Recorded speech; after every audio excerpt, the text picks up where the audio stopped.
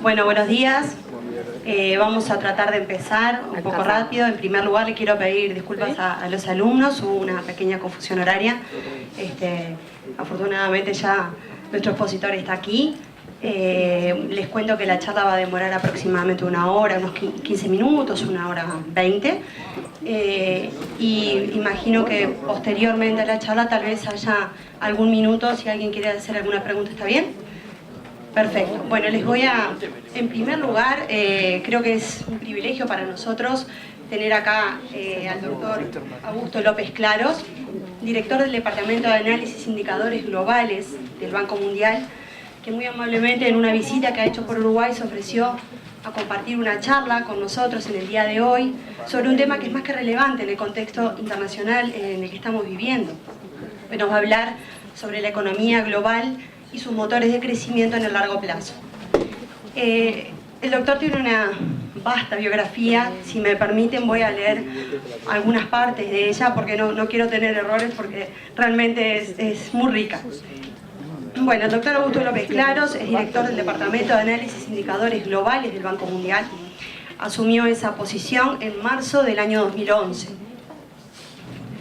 Previamente fue economista jefe y director del Programa de Competitividad Global del Foro Económico Mundial. ¿Sí? Este foro es muy conocido para la mayoría de nosotros. Allí ejerció funciones como editor del Informe de Competitividad Global, que es la publicación por excelencia del foro. Muchos la conocen, otros tal vez todavía no, pero ya van a tener oportunidad de conocerla. Además, fue editor de otro montón de números de informes económicos regionales. A su vez, el doctor López Claros trabajó en el Fondo Monetario Internacional y fue representante residente de la Federación Rusa durante varios años en la década de los 90. Antes de unirse al FMI, López Claros fue profesor de Economía en la Universidad de Chile, en Santiago, y su educación la obtuvo en Inglaterra y en Estados Unidos, diplomándose primeramente en Estadísticas Matemáticas en la Universidad de Cambridge y luego obtuvo su grado doctoral en la Universidad de Duke. En los últimos años ha dado conferencias en algunas de las universidades más prestigiosas y centros de investigación a nivel mundial. Por eso, claro que para nosotros es un enorme privilegio poder tenerlo hoy acá. Le agradecemos muchísimo su visita y para no dilatar más la introducción los dejo con el doctor Augusto López Claros.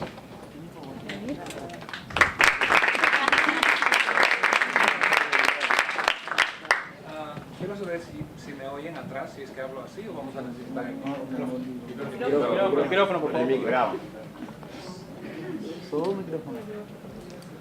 Bien, muchas gracias por la presentación tan generosa.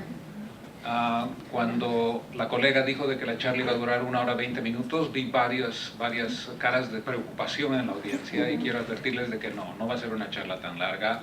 Yo creo que máximo 45 minutos y ciertamente quiero dejar suficiente tiempo para que haya preguntas y respuestas. Mi experiencia en este tipo de presentaciones es de que generalmente esa es la parte más entretenida de la discusión. O sea que tomen notas y bueno, si hay algún tema que es súper urgente y quieren interrumpir mi presentación haciendo una pregunta, adelante, no hay inconveniente. Más que una presentación formal, esto va a ser un diálogo. Ustedes saben muy bien que en el Banco Mundial estamos como organización muy identificados con el tema de la reducción de la pobreza y quiero compartir con ustedes un poco algunas ideas sobre 3 temas interrelacionados. Uno es el tema del crecimiento económico, básicamente cuál es la importancia del crecimiento económico.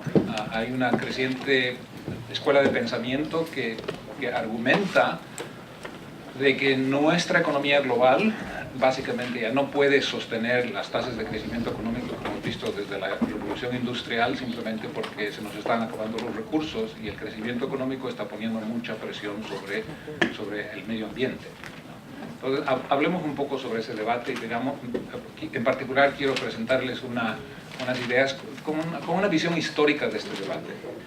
Luego deseo hablar sobre el tema de la distribución del ingreso. Fundamentalmente, ¿qué es lo que ha pasado con la distribución del ingreso durante el periodo de la posguerra, durante los últimos 50, 60 años?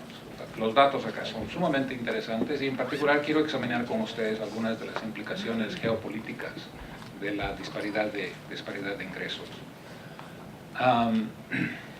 Vivimos en un mundo en el que hay unas diferencias de ingreso per cápita medio sumamente pronunciadas, ¿no? Para darles un ejemplo rápidamente, el Producto Interno Bruto de todo África de Sub-Sahara, que es un grupo de como 46 países en África, que son de particular preocupación del Banco Mundial, porque estos son los países más pobres del mundo.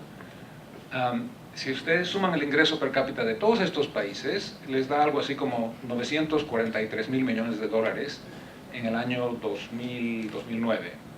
La población de estos países son como 811 millones de personas, ¿no?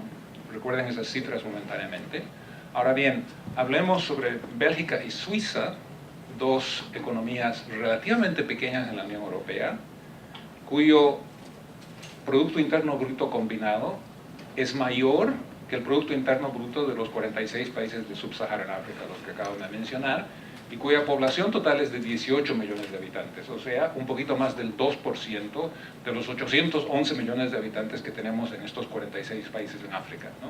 Menciono estas cifras para que tengan una idea un poco de la discrepancia que hay en la economía global cuando hablamos sobre distribución digamos, de riqueza.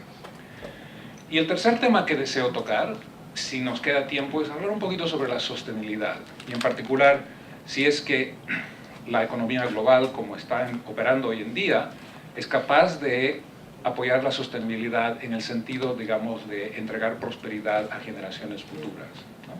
Bien, entonces estas son tres ideas.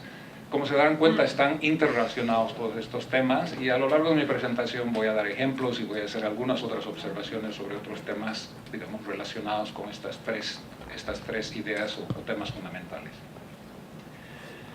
El debate sobre el crecimiento económico es un debate que tiene mucho tiempo.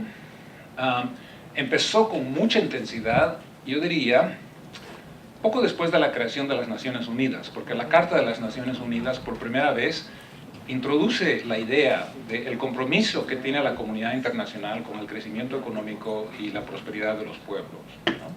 Y básicamente ocurrieron dos cosas allá, digamos, al terminar la década de los años 40 y principios de los años 50. Uno de ellos fue la observación entre muchos economistas de esa época de que Japón había tenido una transición absolutamente vertiginosa de país pobre y retrasado a una potencia industrial. Si ustedes van al año 1870, o sea, unos, digamos, 70 años antes de la terminación de la Segunda Guerra Mundial, Japón era básicamente un país feudal, era un país tecnológicamente retrasado, con un ingreso per cápita bajísimo, un país pobre, en las periferias de la economía global. Y sin embargo, en un escaso periodo de 70 años se convirtió en una potencia industrial, se integró completamente a la economía global, y tanto es así que durante la Segunda Guerra Mundial fue un contrincante muy formidable, ¿no?, de los aliados, ¿no? Entonces, eso llevó a mucha gente a decir, ajá, un país puede hacer esa transición bajo ciertas circunstancias, bajo ciertas condiciones, como respuesta a cierto tipo de políticas, puede hacer esa transición relativamente rápido de país pobre y retrasado y tecnológicamente primitivo a una economía moderna industrializada. Ahora bien, no voy a entrar en detalles sobre cómo se hizo esa transición, porque no es el tema de esta charla, pero es una transición fascinante, y si ustedes tienen interés en un poco de historia económica, les aconsejo, vayan a Google y escriban el nombre de Okubo Toshimichi, que fue un personaje muy importante en la historia del Japón en esa época, y que fue el protagonista principal en ayudar al país a hacer esa transición, ¿no?, de 1870 hacia adelante, de país pobre a país rico. Ese fue un tema, ¿no? Porque entonces, si Japón lo puede hacer, en principio lo pueden hacer muchos otros países, ¿no? Es decir, Japón es un contraejemplo importante en ese momento. La segunda cosa que ocurrió allá por la década de los años 50 es el periodo de la descolonización. Cuando las Naciones Unidas fueron creadas en el año 45, ¿alguien sabe cuántos países fueron fundadores de las Naciones Unidas? Grosso modo. ¿Cuántos? 4. No, 51. Bueno, 51 países fueron los países fundadores de las Naciones Unidas. Y en las siguientes 3 décadas, 100 países adicionales se hicieron miembros de las Naciones Unidas. Y estas eran fundamentalmente colonias de Inglaterra, de Francia, principalmente en África, pero en otras partes del mundo también, que comenzaron, digamos, un periodo de liberación, digamos, de la opresión, frecuentemente de la época de la colonia, y empezaron sus propios senderos hacia el desarrollo económico. Y esto, por lo menos entre aquel grupo de profesionales, de economistas en aquella época que estaban interesados en temas de desarrollo, digamos, provocó toda una tormenta, por así decirlo. Hay un economista sueco, Gunnar Myrdal, que muchos años después ganó el premio Nobel en Economía, que dijo de que después de la Segunda Guerra Mundial, en el mundo digamos, de los economistas profesionales se desató como un huracán, ¿no? Porque, digamos, la gente se planteaba, ¿cómo van a hacer estos países esa transición de país pobre a país rico? Y podemos nosotros de alguna manera replicar o utilizar algunas de las lecciones que hemos aprendido de la experiencia del Japón empezando en el año 1870, ¿no? Había un economista que en el año 1955, o sea, aproximadamente, digamos, al empezar ese periodo al que estoy refiriendo ahora, Arthur Lewis se llama, un señor muy, muy inteligente, muy perceptivo. Muchas décadas después recibió el premio Nobel en Economía, yo creo que de una forma muy, muy merecida, pero en el año 1955 él escribió un libro que se llamaba La teoría del crecimiento económico. Y me gustaría compartir con ustedes un par de ideas de ese libro, porque son muy relevantes para lo que estamos discutiendo hoy día.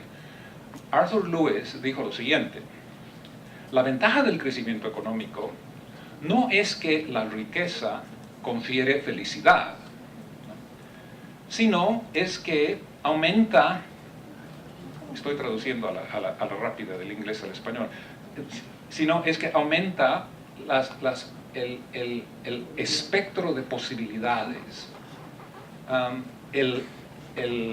La tesis a favor del crecimiento económico es de que le da al hombre y a las mujeres obviamente mayor control sobre su ambiente, ¿no?, y por lo tanto aumenta su libertad.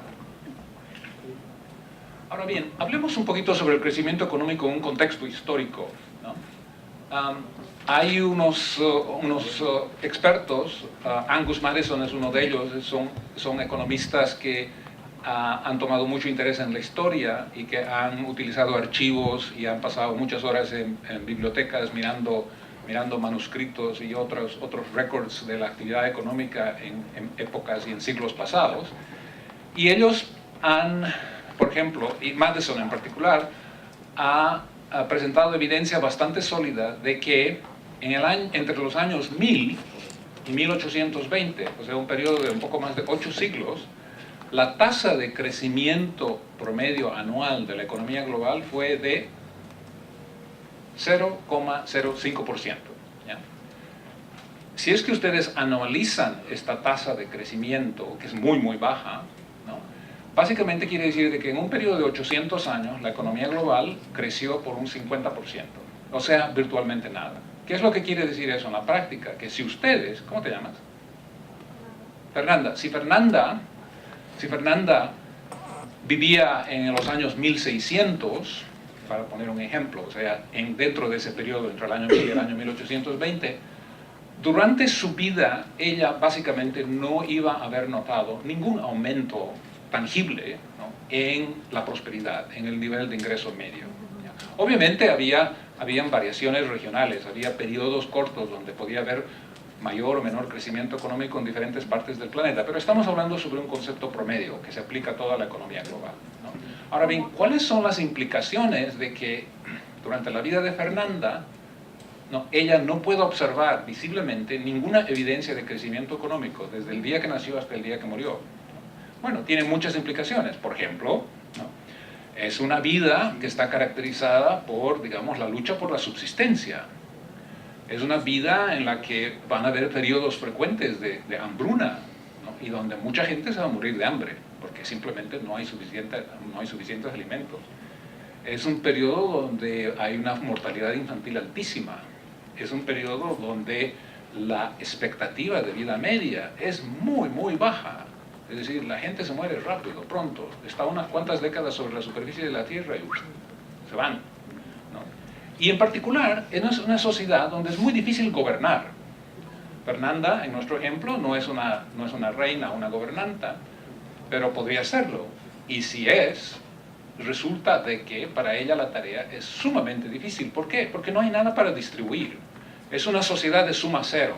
Si yo como rey o gobernante le quiero dar algo a este grupo, tengo que quitarle a este otro grupo para darle a este grupo. ¿Se dan cuenta? Que es diferente de un contexto de crecimiento económico en el que uno sí puede hacer distribución. ¿Por qué? Porque hay un excedente para distribuir, ¿no?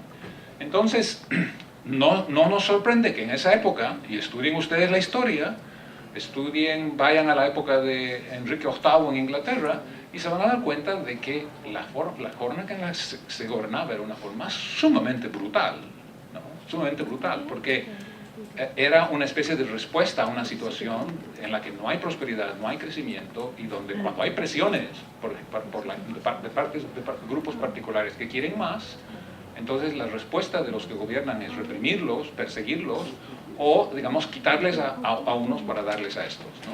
Entonces es un ambiente bastante complicado y, digamos, yo personalmente estoy feliz de que no me tocó vivir en esa época, digamos, ¿no? Ahora bien, lo que Lewis dice es de que con el crecimiento económico que comienza allá por la revolución industrial en los años 1800, y que después, ustedes saben, la revolución industrial empezó en Inglaterra, pero después se fue extendiendo, cruzó el Atlántico, llegó a Estados Unidos y también cruzó el Canal de la Mancha y fue hacia Europa, ¿no? Y entonces con la llegada del crecimiento económico aumentan las posibilidades, entonces hay un excedente que se puede distribuir, surgen nuevas profesiones.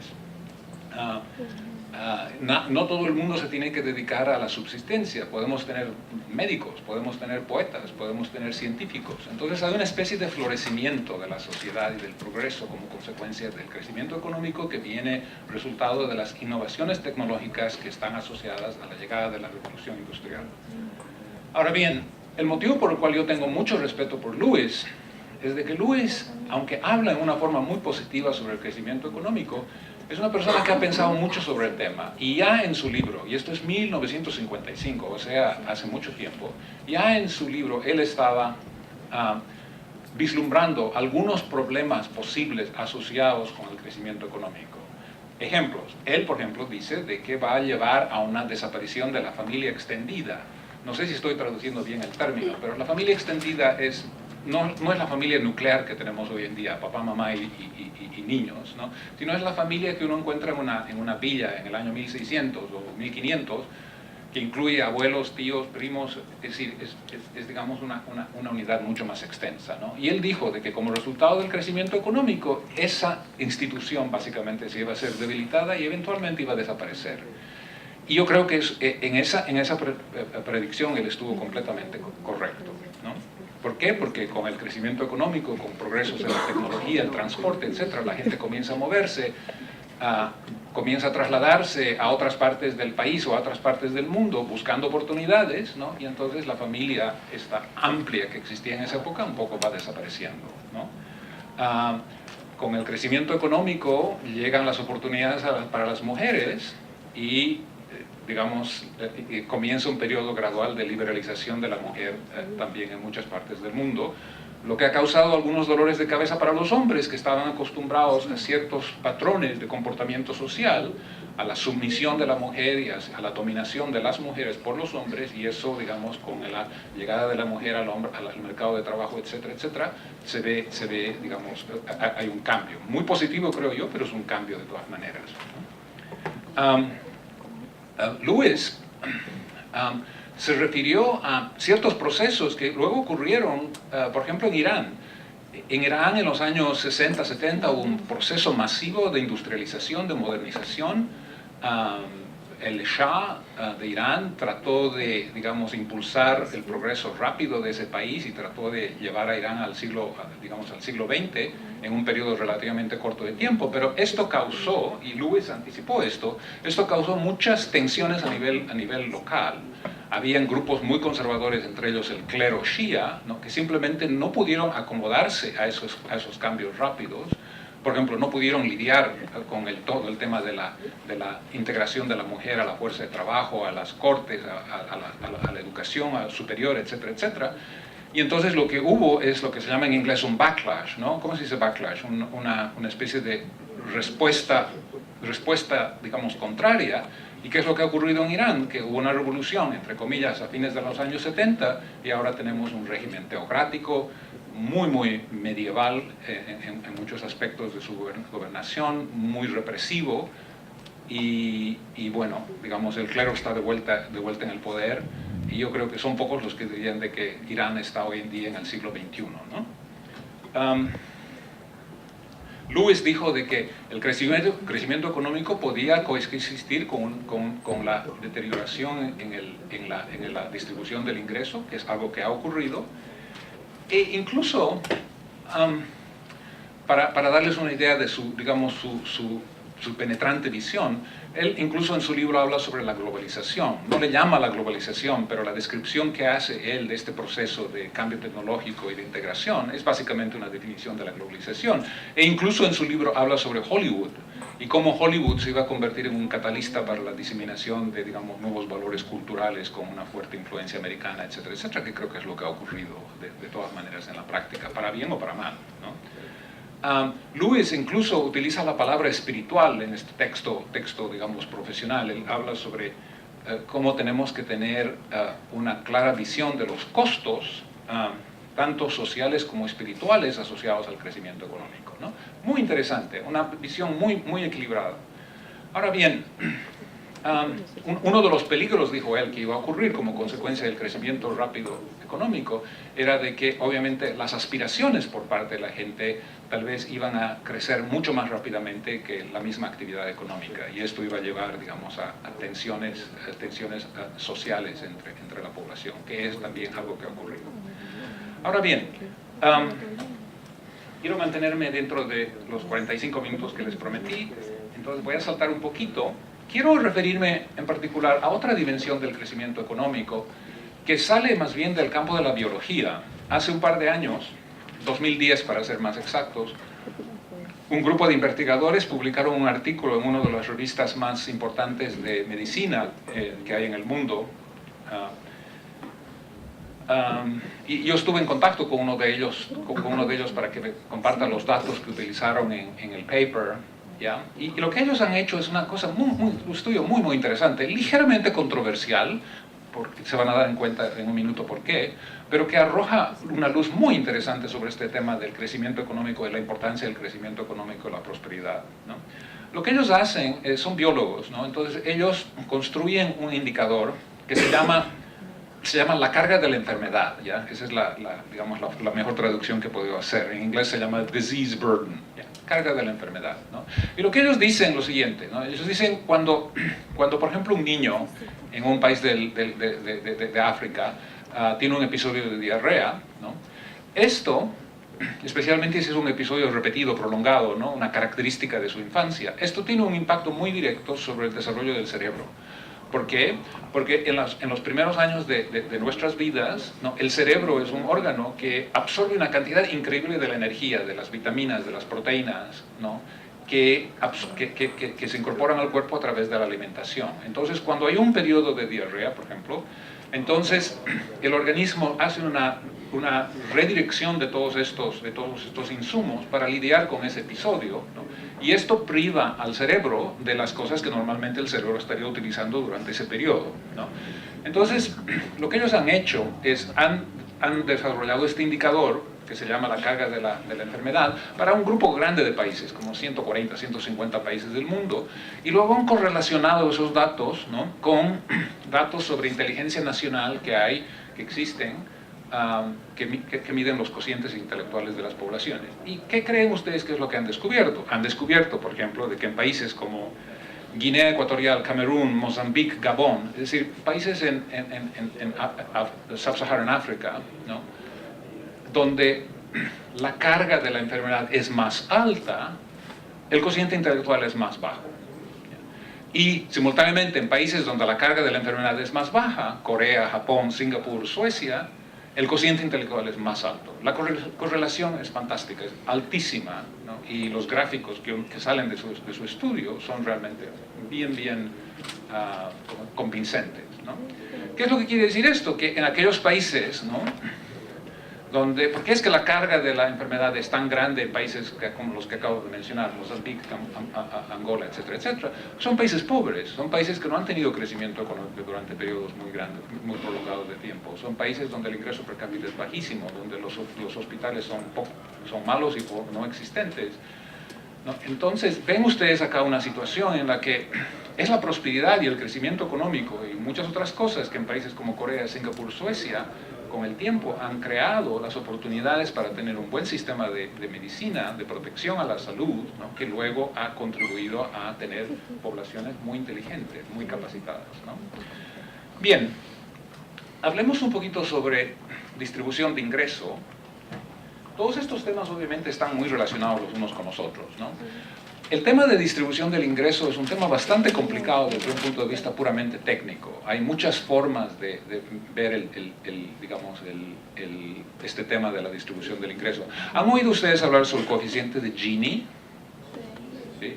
El coeficiente de Gini es un número, es un coeficiente que fue elaborado por un economista italiano a principios del siglo XX, que apellidaba Gini. Y es un coeficiente que, para recordarles, porque estoy seguro que ustedes saben esto, es 1 o 100, digamos 100, es 100 si es que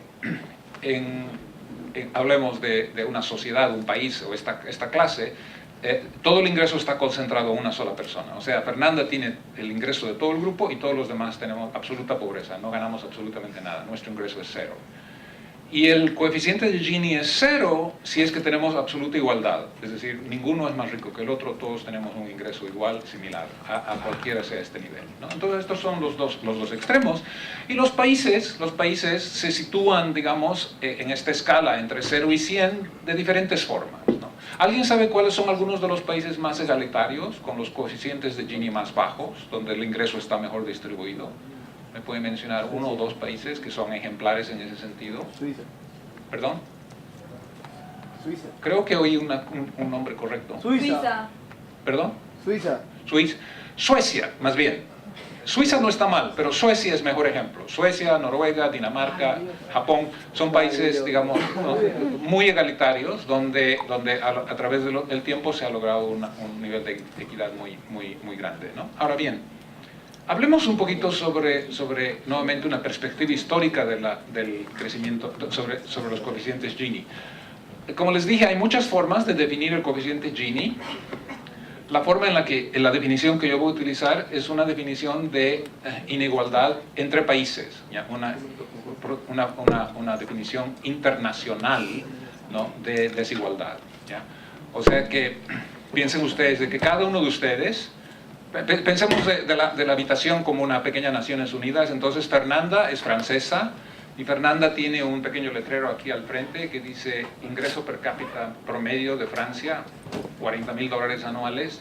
¿Y cómo te llamas? Paula es chilena y tiene un letrero que dice ingreso per cápita anual de $12,000, y así sucesivamente. Hacemos eso para todas las personas de la habitación, ¿no? Y entonces vamos a medir la desigualdad entre países. No es la única forma de medir el coeficiente Gini, a propósito, hay muchas otras formas, ¿no? Por ejemplo, no vamos a ir por ese camino y les voy a explicar por qué. Otra posibilidad sería simplemente mirar al mundo como una colección de 7.000 millones de habitantes. Y entonces vamos a calcular el ingreso de cada uno de esos 7.000 millones de habitantes y vamos a calcular un coeficiente Gini bien complicado utilizando una computadora poderosa, pero se puede hacer. Y vamos a eventualmente llegar a responder cómo está el ingreso distribuido entre estos 7.000 millones de habitantes sin ninguna distinción de nacionalidad. Vamos a ser ciegos a que Fernanda es francesa y Paola es chilena y así sucesivamente, ¿no? Y el motivo por el cual quiero que concentremos brevemente en el concepto internacional ¿cómo se llama?, de desigualdad, es porque vivimos en un mundo en el que todavía el Estado soberano es el principal foco de política económica. Y en algunos minutos les voy a dar algunos ejemplos por qué mi enfoque es a través de los países en lugar de los individuos, ¿no? Ahora bien, varias observaciones rápidamente, ¿no? Y acá quiero que hagamos un pequeño ejercicio. Vamos a pretender momentáneamente de que las dos primeras filas acá son todos los países ricos, ¿ya? Francia ciertamente es un país rico y Chile ahora es un miembro de la OECD, o sea que está bien, mereces estar en la primera fila o la segunda por lo menos, ¿no? Entonces, primera pregunta, ¿qué creen que es lo que ha pasado con el coeficiente Gini cuando concentro mi atención en estas dos primeras filas de países ricos, ¿ya? Durante los últimos 50 años? ¿Qué creen que ha pasado entre los países ricos? En particular, ¿ha empeorado o ha mejorado la desigualdad? Les estoy dando dos opciones. Mejorado. ¿Perdón? ¿Mejoró? No importa, no importa. No hay preguntas equivocadas. Acá esta es una aventura. Además, a mí me gusta un poco poner trampas a mi audiencia. O sea que la pregunta, la forma en la que respondas, ¿ha empeorado o ha mejorado? Tú dices que ha empeorado. Bueno, miren, lo que ha ocurrido entre los países ricos es de que ha habido una disminución vertiginosa en el coeficiente de Gini. ¿Qué quiere decir eso? Es de que ha habido un proceso de convergencia. Los países más pobres entre los países ricos, ya, o sea, concentrando mi atención en estas dos primeras filas, ¿no?, han alcanzado a los países más ricos, ¿ya? Eso es bueno. O sea, hay mucha menos desigualdad hoy día entre los países ricos de la que había hace 50 años. No te preocupes, no te preocupes. Al menos tuviste el coraje de ofrecer una opción.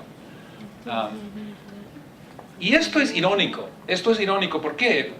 Bueno, les voy a dar un ejemplo. Si es que ustedes van al año 1870, ese periodo cuando Japón hizo su despegue, el ingreso per cápita en el Japón, utilizando dólares del año 1985, el ingreso per cápita del Japón era de 622 dólares, ¿no?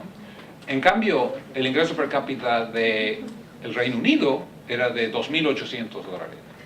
O sea, el Reino Unido era un país mucho más rico que Japón en esa época. Y sin embargo, 100 años más tarde, ha habido una esencial igualización de esos ingresos per cápita. O sea, Japón ha convergido a los niveles de ingreso per cápita de los países más ricos, ¿no? Y ahora les voy a explicar por qué hay una ironía en esto, ¿no?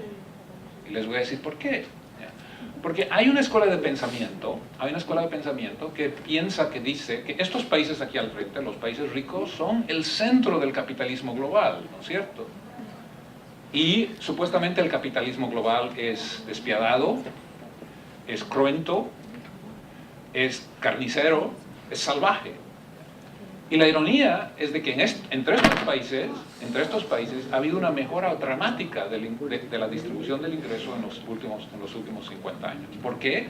Porque estos países han sido los países que más se han abierto al comercio internacional y a la inversión extranjera. Son países que han adoptado políticas muy similares. Ha habido una especie de convergencia de políticas. Piensen un poco qué es lo que ha ocurrido en la Unión Europea.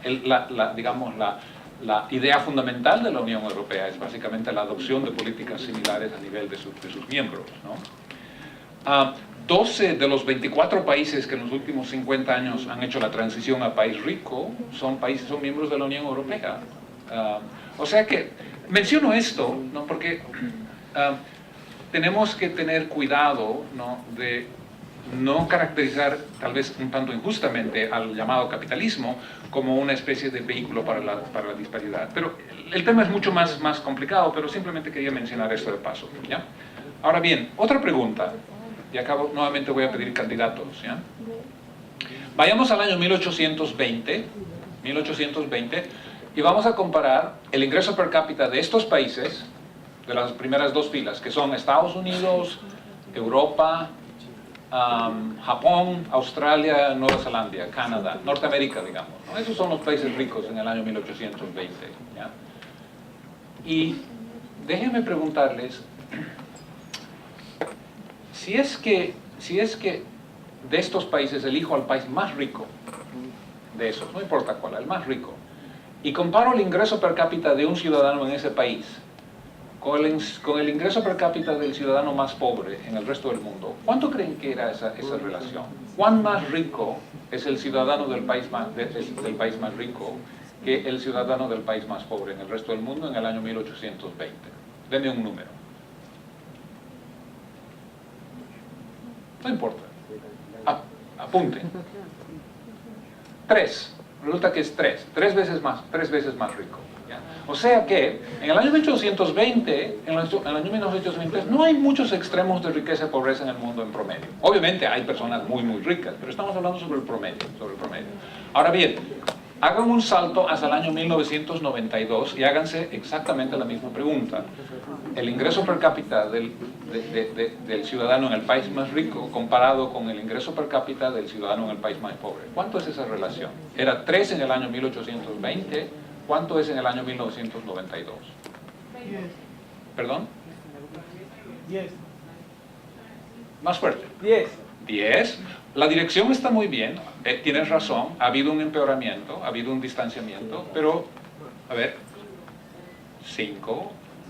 7. 72 es la respuesta. Ya. 72. Ya. Y ahora les voy a pedir que hagan un salto hacia el año 2008, y es nuevamente la misma estadística. ¿Cuánto creen que es en el año 2008? 120. 134. Básicamente, lo que ha ocurrido es que en el año... Desde el año 1820 hasta el presente, estos países, los países ricos, han aumentado su ingreso per cápita en promedio 19 veces. 19 veces. Mientras que el resto, todos los demás de la tercera fila para atrás, que son el resto del mundo, han aumentado su ingreso per cápita 5 veces. ¿Ya? Entonces, el hecho de que acá ha habido 19 veces de aumento y haya habido 5 veces de aumento ha llevado a esta dramática divergencia, ¿no?, en el ingreso per cápita de estos países, ¿no?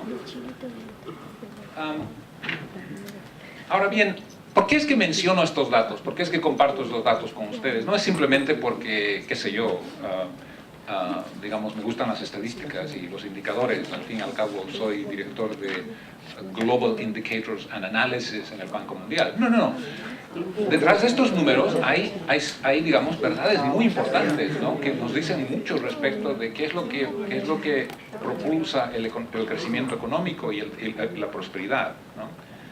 El problema con una brecha que crece, que es básicamente la historia que sale de los datos que les he dado, es ¿cuál es el problema con una brecha que crece? ¿Cuál es el problema que enfrentamos cuando hay una divergencia cada vez más grande entre el ingreso per cápita de estos países y el ingreso per cápita de los otros países?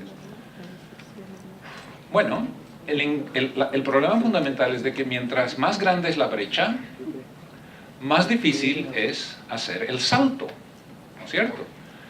Miren, yo soy un funcionario del Banco Mundial, ¿no? Y si ustedes me preguntan en una entrevista pública en televisión, ¿no?, ¿cuál es el objetivo fundamental del Banco Mundial?, yo les voy a decir de que, o si me dicen, defina en una palabra, el objetivo fundamental de una organización como el Banco Mundial, y la palabra que yo voy a utilizar es convergencia.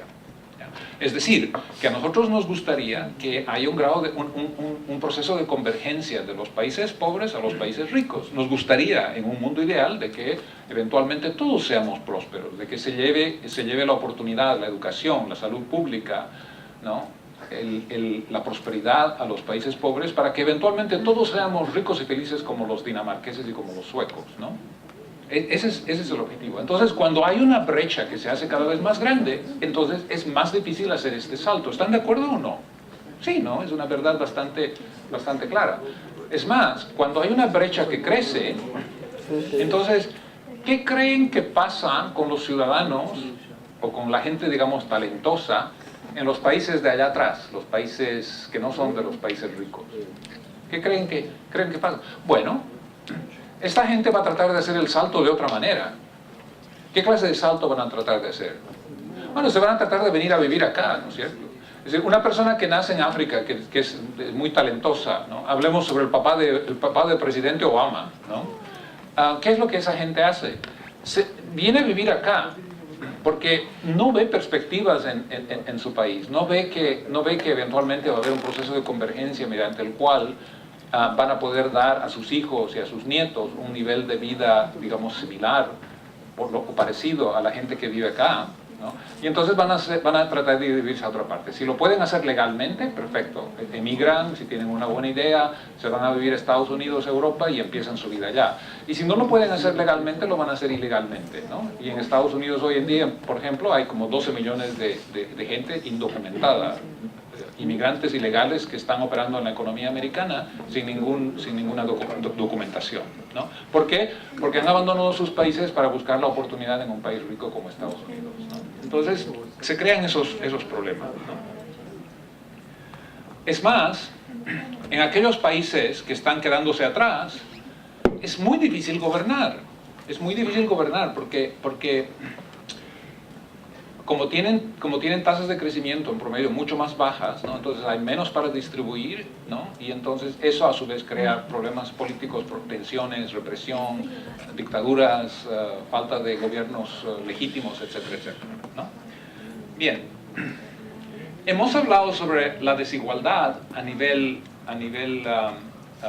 de ingresos, pero hay muchas otras formas de desigualdad. No tengo tiempo para compartir con ustedes, pero digamos, el ingreso es un indicador de prosperidad o de bienestar y el motivo por el cual concentramos como economistas nuestra atención en él. Pero hay otras formas. Podríamos hablar de desigualdad sobre, por ejemplo, expectativa de vida media.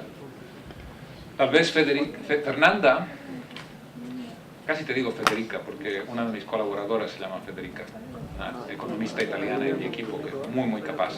Fernanda podría decir, no, pero es que a mí en la vida no me importa tanto ser muy rica, lo que a mí me importa es vivir mucho, ¿no? Vivir mucho. Como dijo Woody Allen, ¿no? Woody Allen dijo en una de sus películas, dice, no es que yo tenga problemas con la muerte, el único problema es de que no quiero estar ahí el día que llegue. Entonces Fernanda no persigue la riqueza, pero sí persigue digamos una vida larga y prolongada, ¿no? Entonces podríamos hablar sobre desigualdad desde ese punto de vista, y hay una historia interesante que sale de eso. Podríamos hablar sobre la desigualdad desde el punto de vista de la innovación, ¿ya? Y hay una historia diferente, pero en todos los casos hay esta historia de divergencia, ¿no? que se refleja en lo que ha ocurrido con los ingresos. Bien. Ahora bien, no quiero deprimirlos. Un par de preguntas. ¿Qué hacemos frente a toda esta problemática? A ver, hablemos un poquito sobre la desigualdad. ¿Cuáles son algunas de las cosas que podemos hacer para luchar contra la desigualdad? ¿O es que simplemente, digamos, una tendencia histórica respecto a la cual no podemos hacer nada y nos quedamos un poco así trancados y un poco fatalistas, ¿no? A ver. Bueno, déjenme darles un ejemplo. Déjenme darles un ejemplo muy real, muy latente. ¿Ustedes saben aproximadamente cuántas personas analfabetas hay en el mundo hoy en día? Personas que no saben leer y escribir. Grosso modo, una estimación.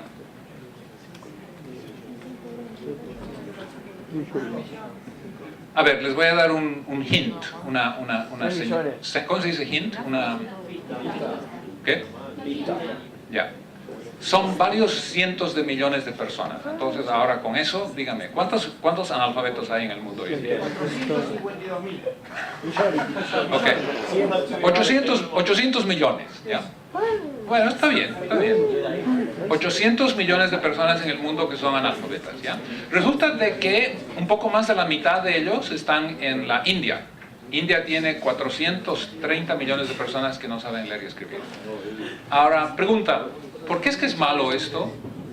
¿Por qué es que ser analfabeto o tener un país con muchos analfabetos es realmente terrible desde el punto de vista del desarrollo económico? Bueno, porque en el siglo XXI el conocimiento, el acceso a la lectura, el acceso a los periódicos, el acceso al internet, ¿ya? El poder, digamos, tener acceso a la información, al conocimiento, es una de las herramientas más poderosas para salir de la pobreza. Eso lo han demostrado una infinidad de estudios. Eso lo sabemos en el Banco Mundial con mucha certeza. Es una de las pocas verdades que tenemos en el Banco Mundial a propósito, ¿ya? El conocimiento y la educación son la herramienta y el instrumento más rápido para salir de la pobreza. Entonces, que un país como la India tenga 430 millones de analfabetos, a propósito, 2/3 partes de ellos mujeres, ¿ya? Es una tragedia, es una tragedia. Ahora bien, pregunta, ¿true or false? ¿Cierto o verdadero? El motivo por el cual en la India hay tantos analfabetos es porque la India es un país pobre que no tiene los recursos para educar a esta gente. Muy bien, allá dice true. Verdadero. ¿Qué dices? Verdadero. ¿Verdadero? ¿Alguien más? Una dama, una señorita. Fernanda, ¿qué piensas tú? True or false? Muy bien. A ver, vamos a ver por dónde va la respuesta a esta pregunta. Ustedes van a ser los jueces de la respuesta a esta pregunta cuando les dé otro dato sobre la India. En la India, el gobierno gasta anualmente, a través del presupuesto nacional de la nación, 50.000 millones de dólares en subsidios a la gasolina. ¿Ya? Primera pregunta, ¿quiénes son los que reciben este subsidio a la gasolina en la India, típicamente? La clase media, ¿no es cierto? La clase media, porque ¿quiénes tienen autos en la India? ¿Son los pobres y los analfabetos? No. ¿Son las mujeres en las villas a 500 kilómetros de New Delhi? No, desde luego que no. Los que reciben el subsidio a la gasolina son la clase media, principalmente, ¿no? Entonces, ¿es bueno subsidiar a la gasolina en la India o no? ¿Qué piensan ustedes? No sé. No, no es bueno, no es bueno. Primero que es un subsidio regresivo. ¿Qué quiere decir eso? Que empeora la distribución del ingreso. ¿Ya? Estás utilizando recursos del presupuesto para darle a la gente que ya tiene, en lugar de darle a la gente que no tiene. Entonces es regresivo. Aumenta el coeficiente de Gini. 1, 2, ¿qué más? ¿Qué impacto creen que tiene sobre el medio ambiente, sobre el cambio climático? Lo contamina. ¿Bueno o malo? Malo. Malo, desde luego, porque la gente consume mucho más gasolina de la que consumiría si el precio fuera adecuado, si no tuviera subsidio, ¿no es cierto? Entonces, el Fondo Monetario ha estimado, ¿no?, el impacto que tiene sobre la emisión de estos gases que contribuyen al calentamiento del planeta, y es bastante tangible, es una cifra grande, ¿no? Entonces es malo desde todo punto de vista, ¿no? Ahora bien, ¿ustedes creen de que 50.000 millones de dólares alcanzaría para educar a todas estas personas? Sí, porque estos son 50.000 millones de dólares anuales, ¿eh? Es decir, no es un gasto por cada década, es cada año, ¿ya? Entonces uno puede hacer cálculos rápidos, y yo les aseguro, como el costo de la mano de obra en la India es todavía muy bajo, con 50.000 millones de dólares en un par de años, ¿ya?, ustedes pueden educar a todos esos 430 millones de personas y sacarlos del analfabetismo. Entonces les repito la pregunta: ¿es correcto decir de que en la India hay analfabetismo porque el país es pobre? No. No, desde luego que no. En la India hay analfabetismo porque el país ha optado por tener analfabetos, porque ha optado por subsidiar a la clase media en lugar de educar a esta gente, particularmente estas mujeres, ¿no? Pero la India es un solo ejemplo. ¿Saben ustedes cuántos son los subsidios anuales a gasolina, gas licuado, etcétera, energía, ¿no?, a nivel global, a nivel de toda la economía global? Son 500.000 millones de dólares, ¿ya? O sea, lo que gasta la India multiplicado por 10. India es un país grande con mucha gente, pero a nivel de todo el mundo son 10 veces más, son 500.000 millones de dólares. Y eso es el costo solamente asociado al subsidio directo, ¿ya? Porque hay otros costos que los economistas llamamos externalidades. Por ejemplo, cuando comenzamos a calcular el costo económico asociado al hecho de que a Fernanda le toma en New Delhi 3 horas todos los días en su auto venir de donde vive al centro de la ciudad donde trabaja, porque hay tanto tráfico y tanta congestión, ¿no?, que entonces ella acaba perdiendo parte de su tiempo, y eso tiene un impacto adverso sobre la actividad económica, ¿no? Entonces, una vez que comienza uno a capitalizar, ¿no?, a contabilizar esos costos, esas externalidades, resulta de que los subsidios no son de 500.000 millones de dólares, son de 2 trillones de dólares, ¿no? Entonces tenemos recursos en el planeta para lidiar con este problema de desigualdad, por ejemplo, a través de la educación de estos 800 millones de personas que son analfabetos, ¿no? Entonces, les menciono esto como un ejemplo, ¿no?, para que no piensen ustedes, ¿no?, de que muchos de los problemas que tenemos hoy en día están más allá de soluciones. Las soluciones están ahí, digamos, al alcance, ¿no? El problema es de que muchas veces tenemos malas políticas, ¿no?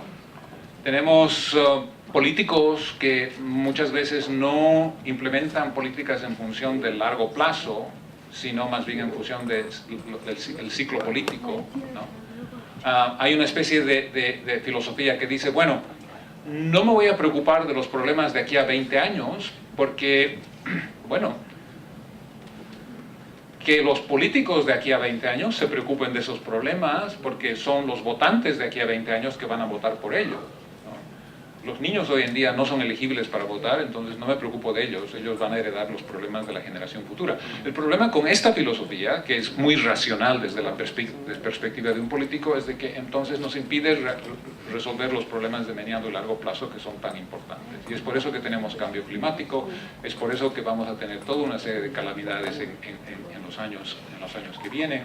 A ustedes en particular, jóvenes, les va a tocar vivir un mundo muy complejo, con muchos de estos problemas que van a digamos, ocasionar muchas crisis. Pero lo importante, nuevamente, no quiero deprimirlos, lo importante es saber de que tenemos opciones. Hay decisiones que se pueden tomar a nivel de política que nos pueden ir ayudando a resolver estos problemas gradualmente. No voy a tener mucho tiempo para entrar en el tema de sostenibilidad. Estoy viendo el reloj y quiero que tengamos un poquito de tiempo para preguntas y respuestas. Entonces déjenme hacer una pausa acá y, por favor, adelante.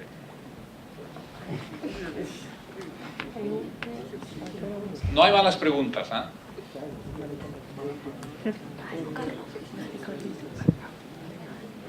Y tampoco les voy a preguntar a Fernanda y a Paula, que están acá adelante, que hagan las primeras preguntas.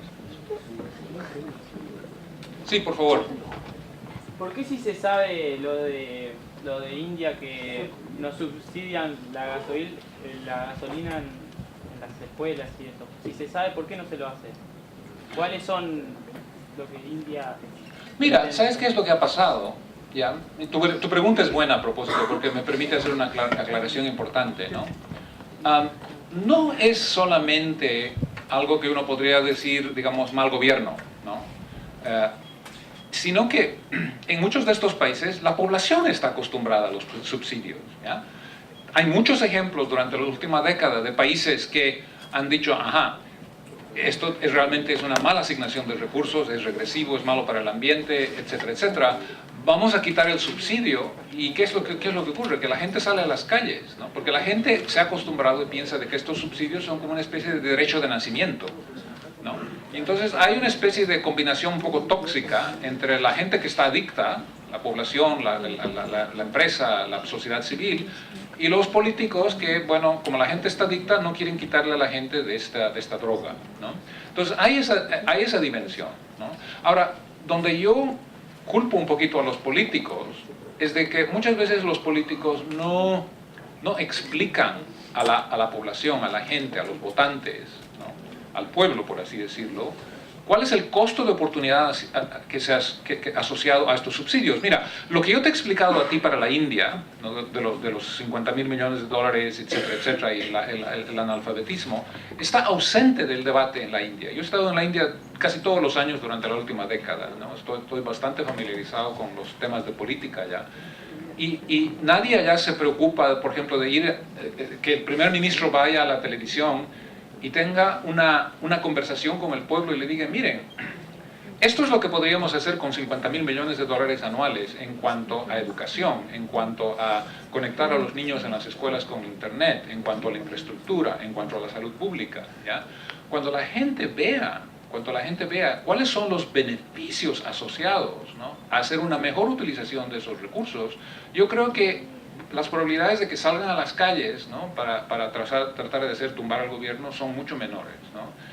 Muchos de nuestros gobernantes no creen que comunicar y explicar a la gente es parte de su función como políticos, ¿no?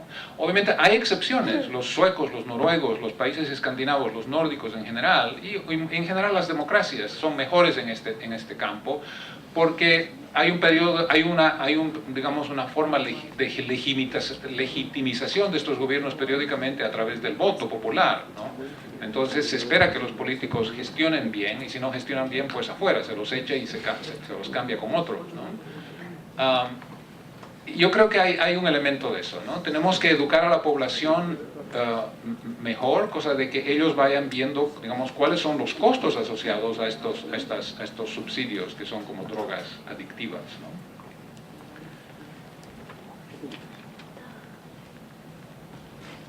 Más preguntas. Como verán, es fácil hacer una buena pregunta.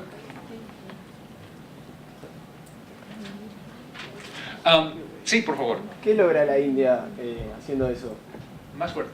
¿Qué logra la India haciendo eso? En darle así a la clase media...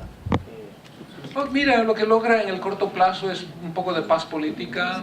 La gente no sale a las calles para protestar. Es una especie de statu quo, ¿no es cierto? Una especie de estabilidad, entre comillas, ¿no? Que lleva o acarrea un alto costo en función de los 430 millones de personas que quedan sumidos en el retraso, ¿no? O sea que, pero esos beneficios, entre comillas, que no son beneficios, pero llamémoslos beneficios, ¿no? Palidecen frente a los costos asociados al no poder integrar a esos 430 millones de personas al conocimiento y al siglo XXI, ¿no? Entonces es realmente una tragedia. Es una tragedia y digamos, no quiero enfocarme únicamente en la India, tenemos problemas así en todas partes del mundo, ¿no? Algunos de los países más que más subsidian a la gasolina y por lo tanto que llevan estos costos son Venezuela, Ecuador, Bolivia, son países en nuestra región, ¿no? Donde nuevamente no hay esta concepción de una mejor gestión de los recursos, ¿no? Sí, por favor. Sobre la diferencia que se habló entre el más rico del país más rico y el más pobre del país más pobre, ¿hay una solución que haya para eso o siempre se va a generar más diferencia y en algún momento va a suceder un hecho importante? Ya, buena pregunta también. Mira, en el banco, en mi departamento, nosotros hemos hecho algunos cálculos, algunas simulaciones, como se dice, ¿no?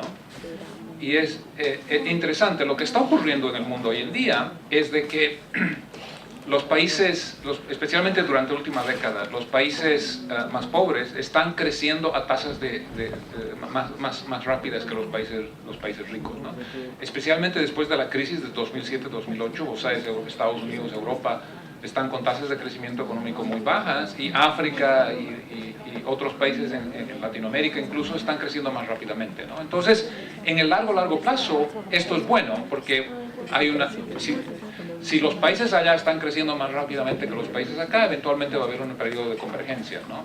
La mala noticia es de que ese periodo de convergencia es muy prolongado, muy prolongado. Por ejemplo, si yo comparo los países ricos con los países más pobres, el ingreso per cápita promedio de los países ricos es como $35,000, el ingreso per cápita de los países más pobres, de los cuales hay como 60, es como $550, ¿no? Y toma más o menos unos 180 años para que haya un proceso de convergencia de aquellos a estos, ¿no? Simplemente extrapolando esas tasas de crecimiento. Entonces, eso va a tomar mucho tiempo, ¿no? Entonces, tenemos que hacer cosas mucho más proactivas en el corto plazo que simplemente esperar de que a través del crecimiento económico más rápido allá va a haber una especie de catch-up, ¿no? Una especie de convergencia, ¿no? El motivo por el cual me he referido particularmente a este tema de la India y el analfabetismo es porque es un ejemplo del tipo de cosas que se pueden hacer para acelerar ese proceso de convergencia, ¿no? Cuando tú integras 430 millones de personas a la economía global, ¿no? Como consecuencia de la educación, entonces aumentas el potencial de crecimiento de una forma formidable para un país que tiene 1.200 millones de personas, ¿te das cuenta? Uno. Dos. Me alegra mucho ver tantas muchachas en la clase. La integración de la mujer a la fuerza del trabajo y a la actividad económica es uno de los motores de la competitividad y del crecimiento económico. Es muy notable. Hay datos muy poderosos que fortalecen esta tesis, ¿no? Miren, cuando yo estaba en el Foro Económico Mundial, en Ginebra, en mi unidad, en mi departamento, hicimos un estudio, fue el primer estudio que hicimos tratando de medir lo que se llama el gender gap, ¿ya? La brecha de género, ¿no? Digamos, tratar de cuantificar la medida en la cual los países, en toda una serie de áreas, ¿no? Actividad económica, participación política, educación, salud, etcétera, etcétera, en qué medida los países han tenido éxito en integrar a la mujer y en disminuir la brecha con relación al hombre, ¿no? Y uno de los descubrimientos que hicimos es de que aquellos países que han tenido más éxito en integrar a la mujer, ¿no? A la toma de decisiones, a la actividad económica, digamos, a darle empoderamiento político, etcétera, etcétera, son las economías más competitivas del mundo también, ¿no? O sea que la igualdad de género es algo que no solamente tiene una dimensión ética o digamos de derechos humanos, sino es algo que tiene una dimensión de prosperidad, de eficiencia económica.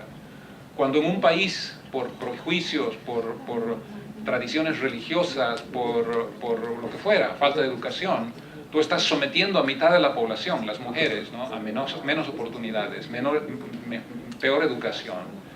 Cuando no permites que ellas se integren, digamos, a las altas esferas de las empresas, a nivel de directorios, etcétera, etcétera, estás minando la productividad, estás socavando la productividad de ese país. Y eso tiene un impacto eventualmente sobre la competitividad y sobre el crecimiento económico, ¿no?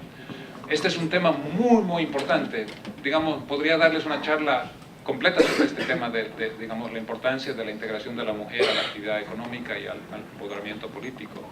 Hay datos fascinantes que salen digamos, de estudios que hemos hecho. Por ejemplo, para darles un dato muy interesante, ¿alguien ha oído hablar sobre los Fortune 500 companies? Las compañías de lo que se llama the Fortune 500. Fortune es una revista americana, ¿no? Y hay una clasificación que se hace de las empresas de acuerdo al tamaño, ¿no?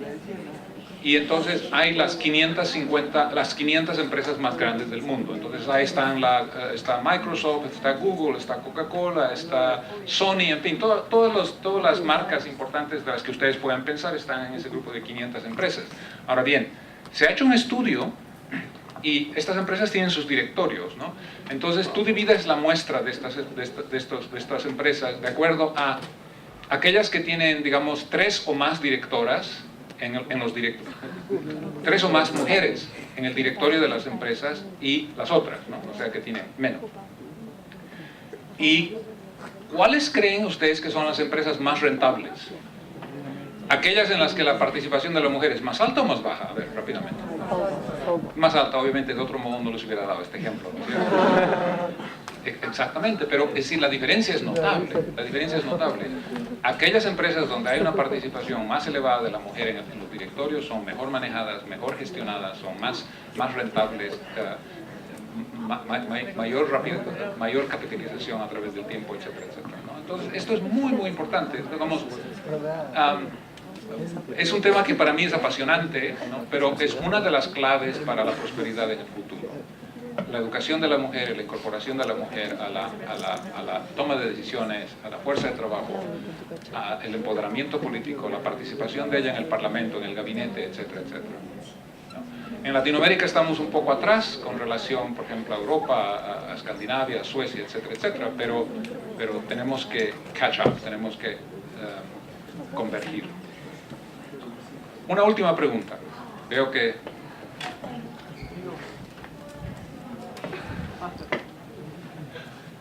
Muy bien, miren, han sido una audiencia...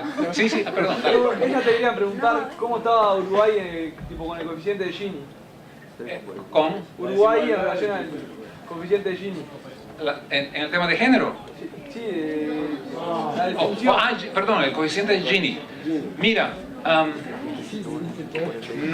no sé de memoria el coeficiente de Gini, ¿ya? Lo que sí sé es cuáles son algunos de los peores países en Latinoamérica, ¿ya? Y el hecho de que Uruguay no está entre esos me hace suponer de que no está tan mal. Te voy a dar una estimación así grosso modo, ¿ya? En el coeficiente de Gini, un coeficiente de Gini excelente, ¿ya? De hecho no hay mejores, son los coeficientes de Gini de países como Suecia, como Japón, como Finlandia, Noruega, Dinamarca, que es alrededor de 25 o 0,25, no importa, ya, 25. Ese es un coeficiente de Gini buenísimo, ¿ya? Un coeficiente de Gini malo, por ejemplo, es el de un país como Sudáfrica, como Colombia, como Brasil, que están por encima del 50, ¿ya? 52, 56, 58. ¿Ya? Y hay uno que otro país en África que están incluso por arriba, por 60, 65, así, ¿ya? Entonces, entre 25 y 65, digamos, están todos los países del mundo. 25 es bueno, 65 es malo, ¿no? Uruguay, yo me animaría a decir... 40, exactamente. Digamos, yo iba a decir, debe estar por 40, ¿no? O sea, no tan bien como Suiza, no tan mal como Colombia, no tan mal como Brasil o Sudáfrica, ¿no? ¿Podría ser mejor? Podría ser mejor, indudablemente. Yo creo que deberíamos aspirar a tener cocientes como los países escandinavos, ¿no? Lo interesante de países como Suecia y etcétera, todos esos países nórdicos, ¿no? Es de que ellos han logrado tener mayor igualdad, ¿no? y simultáneamente tener unas políticas macroeconómicas muy estables, muy responsables, ¿ya? Los niveles de endeudamiento público en Suecia son más bajos que el resto de Europa. Suecia es la economía que está creciendo más rápidamente después de la crisis del 2008. Son de las economías más innovadoras, son los países donde la mujer ha hecho los mayores progresos. Casi 45% de los parlamentarios en estos países son mujeres, a veces más de la mitad de los miembros del gabinete ministerial son mujeres. Es decir, en Noruega es obligación de las empresas públicas tener por lo menos 40% de sus miembros mujeres, por ley, porque en el año 2002 era el 6%, y allá decidieron, bueno, si vamos a esperar que esto ocurra en una forma evolucionaria, va a tomar 100 años, entonces impusieron una ley y obligaron a que las empresas tengan por cuota, ¿no?, participación mayor de las mujeres. Entonces, esos son países que yo creo que son dignos de ejemplo, ¿no? Entonces, en Uruguay yo diría, tratamos de implementar políticas en las siguientes décadas que nos van a llevar hacia niveles de equidad más a la Suecia que a la Colombia, digamos. Bien, miren, para concluir, quería pedir mis excusas por haber llegado un poco tarde. Hubo un problema de confusión con la hora. Yo estaba cómodamente en la habitación de mi hotel esperando que se haga la hora para el mediodía y resulta de que la charla era a las 11. Pero, en fin, han sido una audiencia muy amable, muy despierta.